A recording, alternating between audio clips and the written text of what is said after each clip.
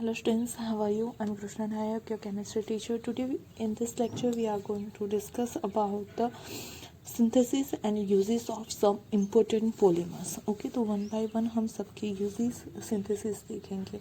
आपको खास तौर पे उनके मोनोमर्स याद रखने हैं और यूजेस आपको जनरल में याद रखने हैं क्योंकि वो एमसीक्यू में आ सकते हैं. मोस्टली आपको मोनोमर्स याद रखने होंगे. ओके, नाउ फर्स्ट स्टार्ट करते हैं हम लो डेंसिटी पॉलीथीन से. ओके,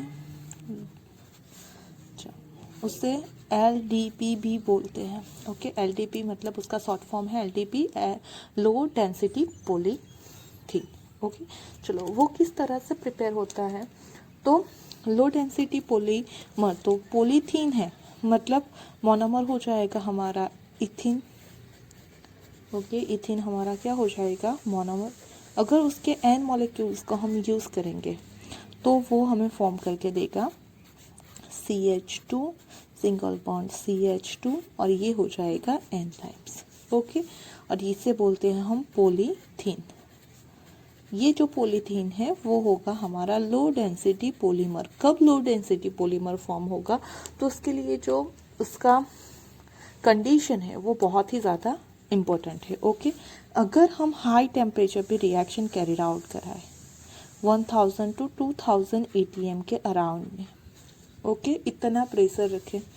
350 to 370 केल्विन जितना टेम्परेचर हो और साथ ही में ट्रेस अमाउंट में मतलब 0.03% to 0.1% जितना O2 हो. ओके, तो इन सारी कंडीशन में इथीन का अगर क्या किया जाए polymerization, then we will get low density polythene. आई बात समझ में. ये जो लो डेंसिटी पॉलीमर है उसका हम यूजेस देख लेते हैं, कहाँ कहाँ पे वो यूज़ होगा. तो first it will be use for the packing material. Okay, दूसरा उसका यूज है for the formation of insulation for electrical wires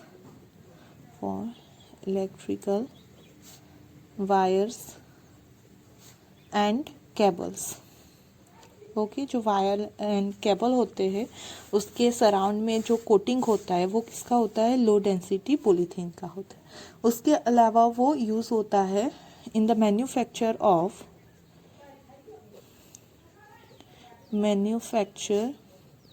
of squeeze bottles.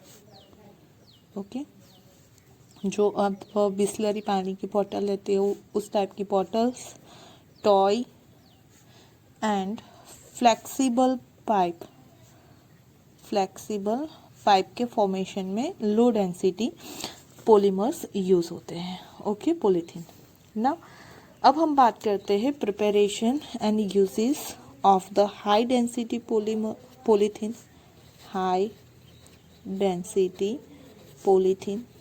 Okay, high density polythene को हम HDP फॉर्म शॉर्ट फॉर्म में भी लिख सकते हैं. चलो, उसकी अगर हम देखें मैन्युफैक्चरिंग तो वो किस तरह से मैन्युफैक्चर होगा. तो यहाँ पे हमारे पास मोनोमर तो फिर से यही आएगा, इथिन. ओके, उसके एन मोनोमर्स को अगर हम यूज करेंगे देन वो फॉर्म करके देगा हमें पॉलीथीन. ओके, चलो, ये पॉलीथीन जो है वो हाई डेंसिटी पॉलीमर कहलाएगा कब, जब वो इस तरह की कंडीशन को फिल करेगा. कौन सी कंडीशन, तो यहाँ पे हाई प्रेशर था, जब यहाँ पे हो जाएगा हमारा लो प्रेशर 6 to 7 ATM जितना प्रेशर. टेम्परेचर रहेगा 333 to 343 केल्विन जितना टेम्परेचर. ओके, और मेन चीज़ है ये रिएक्शन कैरिड आउट की जाती है in the presence of Ziegler-Natta catalyst. Okay, main चीज़ क्या है इसकी, तो ये रिएक्शन जो है वो Ziegler-Natta कैटालिस्ट के प्रेजेंस में at low pressure carried out की जाती है. ओके, अब ये Ziegler-Natta कैटालिस्ट क्या है, तो जिगलर नाटा कैटालिस्ट, ये आपका एक शॉर्ट क्वेश्चन हो गया एमसीक्यू के लिए। ओके, जिगलर नाटा कैटालिस्ट बोलते हैं हम ट्राई इथाइलिन एल्यूमिनियम, ओके, और टिटेनियम टेट्राक्लोराइड के मिक्सचर को। ओके, इससे क्या बोलते हैं, जिगलर नाटा कैटालिस्ट। तो उसकी प्रेजेंस में अगर रिएक्शन कैरिड आउट की जाए एट लो प्रेशर तो हाई डेंसिटी पॉलीथीन फॉर्म होगा। ओके, चलो अब देखते हैं उसके यूजेस। चलो, इसकी डेंसिटी हाई होने की वजह से थोड़ा सा टफ होता है। ओके, तो उस वजह से उसका यूज होता है मैन्युफैक्चर ऑफ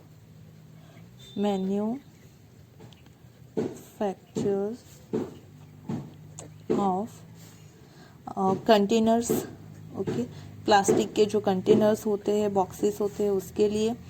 उसके अलावा उसका यूज होता है in the formation of house wares. Okay, house wares like buckets, okay, tubs, मतलब जो हैवी प्लास्टिक होता है उस सारे होते हैं हमारे हाई डेंसिटी पॉलीमर्स। ओके, उसके अलावा पाइप फॉर्मेशन में भी यूज़ हो सकता है, बॉटल फॉर्म करने के लिए भी यूज़ हो सकता है, एंड टॉय के फॉर्मेशन में भी यूज़ हो सकता है। ओके, तो ये हो गया हमारा uses of high density polythene. Okay ना, high density and low density में आपको खास तौर पे याद रखना है उसकी जो कंडीशंस है वो यहाँ पे लो प्रेशर और जिगलर नाटा कैटालिस्ट, और यहाँ पे हो जाएगा high pressure and trace amount of oxygen. अगर ये कंडीशन है तो लो एंड ये कंडीशन है तो हाई डेंसिटी पॉलीथीन फॉर्म होगा। ओके, और यहाँ पे दोनों में इथीन ही एज अ मोनोमर यूज होगा। ओके, और जिगलर नाटा कैटालिस्ट हो जाएगा triethylene aluminium titanium tetrachloride. Okay, now अब देखते हैं हम थर्ड कंपाउंड की preparation which is polyvinyl chloride. Polyvinyl chloride, okay, उसे हम बोलेंगे पीवीसी। पीवीसी भी कहा जाता है पॉलीविनाइल क्लोराइड को। ओके, चलो, तो पॉलीविनाइल क्लोराइड किस चीज से फॉर्म होता है, तो विनाइल क्लोराइड से C2 double bond CH2 double bond CHCl। Okay, इसे क्या बोलते हैं, विनाइल क्लोराइड। विनाइल क्लोराइड, अगर उसके N मोनोमर्स हमने यूज कर लिए, ओके, तो ये डबल बॉन्ड ब्रेक हो जाएगा और हमें मिलेगा पॉलीविनाइल क्लोराइड। ओके, और यहाँ पे हो गया ये, तो ये हो जाएगा हमारा पॉलीविनाइल क्लोराइड, मतलब के पीवीसी। ओके, पीवीसी की प्रिपरेशन में जो कैटालिस्ट यूज किया जाता है वो है benzoyl peroxide. Okay, C6H5CO2O2। Benzoyl peroxide के प्रेजेंस में ये रिएक्शन कैरिड आउट की जाती है। Okay, now see the uses of PVC. Okay, तो ये जो है हमारा उसका यूजेस हम देख लेते हैं। It is use for the pipe water pipe formation. Okay, हमें पता है कि वाटर के जो पाइप्स होते हैं, हार्ड पाइप्स होते हैं, ओके, वो किसके फॉर्म किए जाते हैं, पीवीसी के। गुड क्वालिटी पॉलीमर है। ओके, फिर वो यूज होता है in the formation of ring coat. Okay, it also use in the formation of vinyl flooring. जो फ्लोरिंग के लिए जो मटेरियल, प्लास्टिक मटेरियल यूज किया जाता है, ओके, वो पॉलीमर कौन सा होता है, पीवीसी होता है। तो ये हो गया हमारा पीवीसी, उसकी प्रिपरेशन एंड उसके यूजेस। नाउ फोर्थ पॉलीमर है हमारा पॉली एक्रिलोनाइट्राइल। ओके, उससे पान भी बोलते हैं, PAN पान, पॉली एक्रिलोनाइट्राइल। ओके, वो किस में से फॉर्म होगा, तो एक्रिलोनाइट्राइल में से फॉर्म किया जाएगा। एक्रिलोनाइट्राइल किसे बोलते हैं, तो यहाँ पे देखो विनाइल क्लोराइड में CH2 डबल बॉन्ड CHCl था, तो Cl की जगह अगर यहाँ पे Cn प्रेजेंट है तो उसे बोलेंगे एक्रिलोनाइट्राइल। ओके, तो यहाँ पे हो जाएगा CH2 डबल बॉन्ड CH और Cn। ओके, तो उसे बोलेंगे हम एक्रिलोनाइट्राइल, एक्रिलोनाइट्राइल। और उसके n मोनोमर्स लेने पे जो फॉर्म होता है उसी को बोलते हैं हम पॉली एक्रिलोनाइट्राइल। ओके, और ये हो गया हमारा यहाँ पे Cn, ये हमारा PAN, पान। ओके, तो अगर यहाँ पे पॉलीविनाइल क्लोराइड में से Cl रिमूव कर दो और Cn लगा दो तो एक्रिलोनाइट्राइल, और ये जो फॉर्म हो गया वो हो जाएगा हमारा poly acrylonitrile. Now see the uses of poly acrylonitrile. तो ये जो हमारा पॉली एक्रिलोनाइट्राइल है वो यूज होता है जो वूल होते हैं, ओके, और फाइबर्स होते हैं उसके फॉर्मेशन में यूज होता है। It is closely resemble to wool. Okay, wools के जो क्लोथ होते हैं उससे रिसेम्बल करता है, तभी वो यूज होता है on the formation of Orlon fibres. Okay, तो ये जो हमारा पॉली एक्रिलोनाइट्राइल था उसका दूसरा नाम होता है ऑलोन्स। ये जो हमारा PAN है, पान, उसे दूसरा नाम है उसका ऑलोन भी बोलते हैं, क्योंकि ऑलोन फाइबर की सिंथेसिस में यूज होता है। ओके, जो जिसका मटेरियल किस टाइप का है, वूल जैसा। तो जो वूलन क्लोथ होते हैं, ओके, उसके रिसेम्बल क्लोथ फॉर्म करने के लिए ये पॉली एक्रिलोनाइट्राइल या फिर ऑलोन यूज किया जाता है। चल, अब नेक्स्ट देखते हैं हम फिफ्थ टाइप का, पॉलीस्टाइरीन। Okay, polystyrene. तो पहले स्टाइरीन की फॉर्मूला देख लो। स्टाइरीन किसे बोलते हैं, तो बेंजीन के ऊपर अगर CH डबल बॉन्ड CH2 है, okay, CH double bond CH2, उसे बोलते हैं स्टाइरीन। या फिर आप बोल सकते हो जो हमने विनाइल क्लोराइड देखा था उसमें था CH2 डबल बॉन्ड CHCl, और Cl की जगह अगर Cn लगा दिया तो एक्रिलोनाइट्राइल, और अगर उसकी जगह बेंजीन रिंग लगा दी तो हो जाएगा स्टाइरीन। ओके, मतलब सब में CH2 double bond CH common है। ओके, देखो याद रखने के लिए बहुत ही सिंपल है, जब भी पॉलीथीन होगा तो डायरेक्ट हमारा यूज होगा CH2 double bond CH2। Okay, दोनों की हाई डेंसिटी हो या फिर लो डेंसिटी हो। अगर विनाइल क्लोराइड है तो एक हाइड्रोजन को रिप्लेस करके आ गया Cl। अगर हमारा पॉली एक्रिलोनाइट्राइल है तो Cl की जगह आ जाएगा Cn, और अगर पॉलीस्टाइरीन है तो यहाँ Cn या Cl की जगह आ जाएगा एक बेंजीन रिंग। ओके, तो इसे बोलते हैं हम स्टाइरीन। अगर इसके n मोनोमर्स यूज किए जाए तो फॉर्म हो जाएगा हमारा polystyrene. Okay, CH single bond CH, और ये हो गया हमारा पॉलीस्टाइरीन।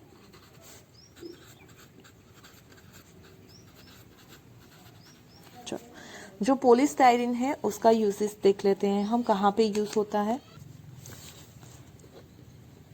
तो उसका फर्स्ट यूज है जो कॉम फॉर्म करते हैं, ओके, तो उसके फॉर्मेशन में यूज होता है। फिर जो प्लास्टिक के हैंडल्स होते हैं उसके फॉर्मेशन में यूज होता है। उसके अलावा वो यूज होता है टॉयज के फॉर्मेशन में। ओके, और मेन जो टीवी एंड रेडियो के कैबिनेट्स होते हैं, okay, TV and radio cabinets, वो फॉर्म करने के लिए पॉलीस्टाइरीन यूज किया जाता है। ओके, तो ये यूजेस हो गए हमारे पॉलीस्टाइरीन के। नाउ 6 हम देखते हैं पॉलीप्रोपिलीन की सिंथेसिस। ओके, अगर आपको नाम पता है तो आप इजीली उसे इसका मोनोमर भी आइडेंटिफाई कर सकते हो और उसका भी खुद पॉलीप्रोपिलीन का भी स्ट्रक्चर आइडेंटिफाई कर सकते हो। ओके, चलो, पॉली का मीनिंग मैनी टाइम हमने बोला था प्रोपिलीन, मतलब प्रोपिलीन उसमें मोनोमर प्रेजेंट होगा।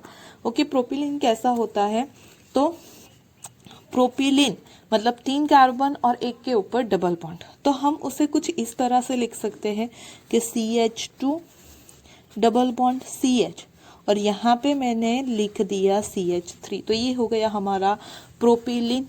ओके। अगर उसके एन मोनोमर्स लिए जाए तो वो फॉर्म हो जाएगा हमारा CH2 single bond CH3 and times. तो ये है हमारा प्रोपिलीन और ये हो जाएगा पॉलीप्रोपिलीन। आई बात समझ में? पॉलीप्रोपिलीन। तो हर एक में हमारा इथिलीन कॉमन है, उसमें सिर्फ हाइड्रोजन को डिफरेंट डिफरेंट सब्स्टिट्यूएंट से हमें क्या करना है, तो रिप्लेस करना है। ओके चलो पॉलीप्रोपिलीन के हम यूजेस देख लेते हैं। तो यूजेस ऑफ पॉलीप्रोपिलीन पहला हो जाएगा uses, it is used in the storage battery tank. Okay storage battery tank form करने के लिए यूज होता है। फिर स्टोरेज बैटरी में टैंक फॉर्म मतलब स्टोरेज। ओके दूसरा है टैंक फॉर्म करने में यूज होता है। तीसरा है इलेक्ट्रिकल इंसुलेटर, मतलब ये भी जो वायर्स के ऊपर कोटिंग की जाती है उसमें यूज होता है। Okay insulator. तो ये सारी चीज़ों में हमारा यूज़ होता है पॉलीप्रोपिलीन। स्टोरेज बैटरी जो हमारी होती है उसका जो प्लास्टिक मटेरियल है वो होता है पॉलीप्रोपिलीन का। टैंक जो फॉर्म की जाती है वाटर टैंक वो होगी। इलेक्ट्रिकल इंसुलेटर उन सब में पॉलीप्रोपिलीन यूज़ होगा। ओके नाउ नेक्स्ट हम देखते हैं टेफ्लॉन। ओके टेफ्लॉन का जो दूसरा नेम है वो है पॉली टेट्राफ्लोरो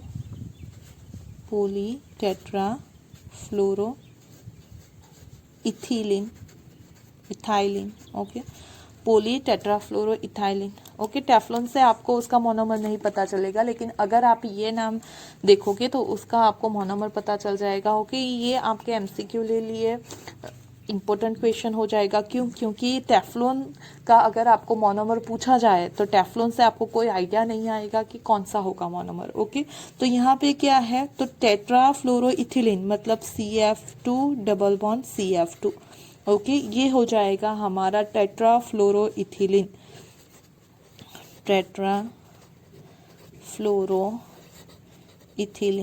ओके अगर उसके एन मॉलिक्यूल्स यूज किए जाए तो it will form CF2 single bond CF2 and that is known as a Teflon. Okay इसे क्या बोलेंगे हम, टेफ्लॉन। और ये जो टेफ्लॉन है उसी का दूसरा नाम है poly tetrafluoroethylene. Okay now see the uses of Teflon. आपने टेफ्लॉन जो है वो काफ़ी सारी जगहों पे सुना होगा।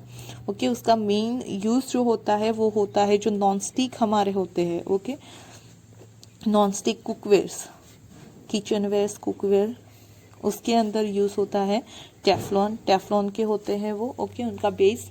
और दूसरा यूज़ होता है it is used as electrical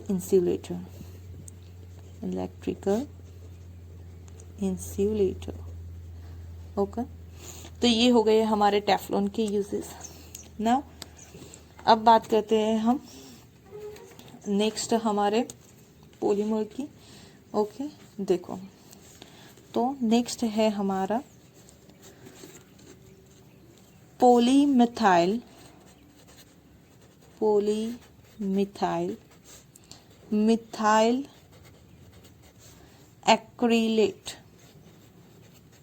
methyl acrylate. उसे शॉर्ट में बोलते हैं PMMA। इसका भी मोनोमर आपके लिए बहुत ही ज़्यादा इम्पोर्टेंट है। ओके आपको एग्जाम में आ सकता है। You have to write the और identify the structure of the monomer of PMMA। Okay polymethylene methyl acrylate. Okay उसका स्ट्रक्चर क्या हो जाएगा, तो देखो हमारी ये CH2 double bond C। Okay उसमें से दोनों हाइड्रोजन को रिप्लेस करना है। एक हो जाएगा हमारा CH3 से रिप्लेस और दूसरा हो जाएगा हमारा किससे रिप्लेस, COOCH3 से। ओके तो ये जो है वो हमारा कहलाता है मिथाइल एक्रिलेट। क्या, ये मिथाइल ग्रुप और ये जो है वो एक्रिलेट ग्रुप। ओके और ये जो है ओके उससे CH3 मतलब मिथाइल, तो ये पहला मिथाइल, फिर ये मिथाइल और एक्रिलेट मतलब कि ये इतना ग्रुप, तो इसका नाम हो जाएगा methyl methyl acrylate, methyl methyl acrylate. और अगर आपको उसका स्ट्रक्चर याद रखना है तो इथिलीन के दोनों हाइड्रोजन को रिप्लेस करना है, एक को आपको CH3 ग्रुप से रिप्लेस करना है, दूसरे को COOCH3 ग्रुप से रिप्लेस करना है, then you will get a poly methyl methyl acrylate. Okay, CH2 single bond C, यहाँ पे हो गया CH3, यहाँ पे COOCH3 और ये एज इट इज। आपको हर बार पॉलीथीन का स्ट्रक्चर जो होगा उसमें डबल बॉन्ड ब्रेक करना है, दोनों वैलेंसी को यहाँ पे दिखाना है। ओके, तो ये हो गया आपका स्ट्रक्चर PMMA का। ओके, आई बात समझ में? चलो अब उसका हम यूजेस देख लेते हैं। इसका जो यूज है वो होता है एज अ ग्लास के सब्सटीट्यूशन में। ओके, जो ग्लास मटेरियल्स है हमारे उसके सब्सटीट्यूट की तरह इसका यूज होता है। So it is a substitute of glass. Okay, दूसरा जो इसका यूज है वो यूज होता है as a decorative material, decorative material के तौर पे ये यूज किया जाता है। ओके, तो ये हो गया हमारा PMMA। अब देखते हैं हम next natural rubber. Natural rubber, okay, चलो तो ध्यान से देखना, नेचुरल रबर का जो मोनोमर है उसका फॉर्मूला कैसे होता है। Okay, CH2 double bond CH single bond CH double bond CH2। Okay, 1 2 sorry यहाँ पे H नहीं आएगा। CH2 double bond C single bond CH double bond CH2 और यहाँ पे C के साथ होगा CH3। ओके, उससे बोलते हैं आइसोप्रीन। उसे क्या बोलते हैं? आइसोप्रीन। और उसका अगर आप नेम देखो, आइसोप्रीन के उसका कॉमन नेम है। ओके, और उसका नाम क्या हो जाएगा? देखो, फर्स्ट पोजीशन पे एंड सेकंड पोजीशन पे, क्या थर्ड पोजीशन पे है double bond, total number of carbon 4 है, और यहाँ पे सेकंड पोजीशन पे मिथाइल ग्रुप है, तो यू कैन राइट ऑल्सो 2 मिथाइल 1,3 ब्यूटाडाइन। ओके, आई बात समझ में किस तरह से उसका नॉमेनक्लेचर किया? तो ये हमारा first carbon, second carbon, third carbon and fourth carbon. Second के ऊपर मिथाइल तो 2 मिथाइल, फर्स्ट थर्ड के ऊपर डबल बॉन्ड और टोटल नंबर ऑफ कार्बन 4, तो 1,3 ब्यूटाडाइन। ओके, और उसका कॉमन नेम है आइसोप्रोपीन। अगर हम इस आइसोप्रोपीन का पोलीमराइजेशन करें then we will get natural rubber. क्या होगा? तो देखो, यहाँ कुछ इस तरह से होगा कि ये जो डबल बॉन्ड है वो शिफ्ट हो जाएगा यहाँ से, और ये डबल बॉन्ड यहाँ पे आ जाएगा। ओके, मतलब कि कुछ इस तरह से स्ट्रक्चर फॉर्म होगा। यहाँ पे एक single CH2 single bond C, अब यहाँ पे हो जाएगा double bond. Okay, CH single bond CH2 और ये बॉन्ड यहाँ पे हो गया। ओके, तो कुछ इस तरह से हमारा कंपाउंड फॉर्म होगा N टाइम्स, और ये हो गया हमारा CH3, और इसी को बोलते हैं हम नेचुरल रबर। और फिर आप उसे बोल सकते हो पोली आइसोप्रीन। ओके, तो ये हमारी नेचुरल रबर की सिंथेसिस हो गई। इसका जो ये मोनोमर है वो भी काफ़ी ज़्यादा इम्पोर्टेंट है आपके एग्ज़ाम के लिए।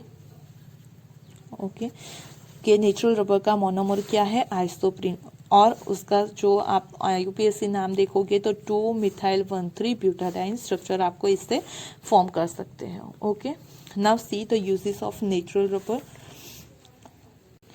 तो रबर है मतलब टायर के फॉर्मेशन में यूज़ होता है, लेकिन डायरेक्टली यूज़ नहीं होता है। एक्चुअली उसका जो यूज़ है आफ्टर द वल्केनाइजेशन किया जाता है। ओके, ये वल्केनाइजेशन क्या है वो मैं ये सारे पॉलीमर्स की प्रिपरेशन के बाद आपको बताऊंगी। तो used for tyres after vulcanisation. Okay, चलो अब नेक्स्ट हम देखते हैं, वो है हमारा, ये हो गया हमारा नेचुरल रबर। ओके, अब हम देखते हैं किसके बारे में, तो नियोप्रीन, और we can say that synthetic rubber. Okay, हमारा नेक्स्ट जो है वो है नियोप्रीन, और वो नियोप्रीन क्या है, तो it is a synthetic rubber, synthetic rubber. Okay, चलो, सिंथेटिक रबर या नियोप्रीन है, उसकी फॉर्मूला क्या है, तो ध्यान से देखना। ये जो है वहाँ पे हमें सिर्फ CH3 की जगह पे ऐड करना है Cl।